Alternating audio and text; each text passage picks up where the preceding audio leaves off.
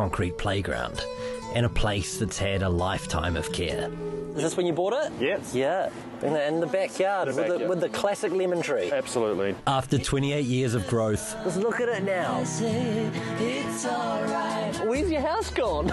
Engulfed. Engulfed in light. Yeah, more than. In only 420 square metres, Mark has created a multi-layered jungle in the heart of Auckland. A place that stood up to the worst Mother Nature can throw at it. That used to be water shortages. Because I'm from Australia, don't hold that against me, but I've lived through droughts, so I thought, okay, where am I going to get my water from if we're not allowed to use our mains every day? So I started disconnecting my downpipes. For most people, this water just goes... Down into the stormwater system. Disappears. Yes, correct. Not here, though. No, not here.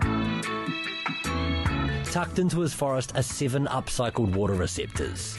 And so when my tank's full from that perspective, I add on another pipe with a joiner like that, and I connect it to a longer piece of pipe, and it goes into the garden, and it keeps the water table nice and wet in the dry periods. And that's not the first time this water is being used. You're actually catching that water and using that water before it even gets to your downpipes. Correct.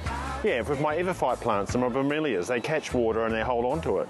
And when there's excess amounts of water comes out of them, they disperse it onto the roof and into the water system or into the garden. And there's the city. Right there. Even his outdoor shower doesn't waste a drop. And even this is going back into this whole little East Coast system sponge you got going on. It sits in here, instead of going down the drain, it goes into the garden. And I'm guessing with all these trees giving you a bit of privacy, there's not a lot of togs in the mix, yeah? No. Togs? I don't have any.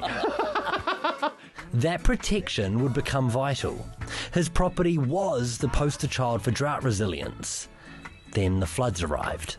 You're a sponge gardener, but you didn't really know you were a sponge gardener. This is a pretty new term for you, isn't it? Yes. These last 2 events of storms we've had, people looked at me and said, oh, what worked for you? I said, oh, well, my garden actually worked for me because I absorbed it all. While his neighbours fought off rivers travelling through their properties, Mark's took it all.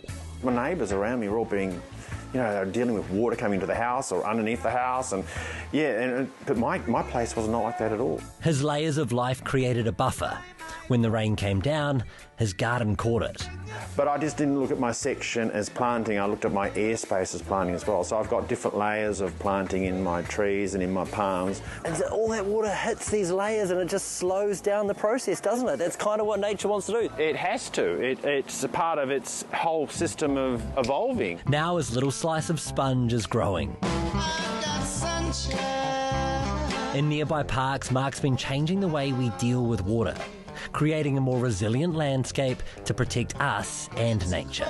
Okay, we're going to have these weather events. We've got to work out how we can work with it in a more positive way. And for me, I didn't realise at the time, but it seems to have worked for me that the mulching process and dense planting process and laying of plants in trees has utilised waters in all different aspects of it. It's his ultimate protection against an uncertain future. It protects me from the elements, rain, wind, heat, all those things. So if we all start understanding Mother Nature a little bit better, I think our lives will improve a lot more. I got a sweeter song than the birds in the trees. Beautiful garden there. Whaiakane coming up on 7sharp. What happens when you get AI to replace a reporter?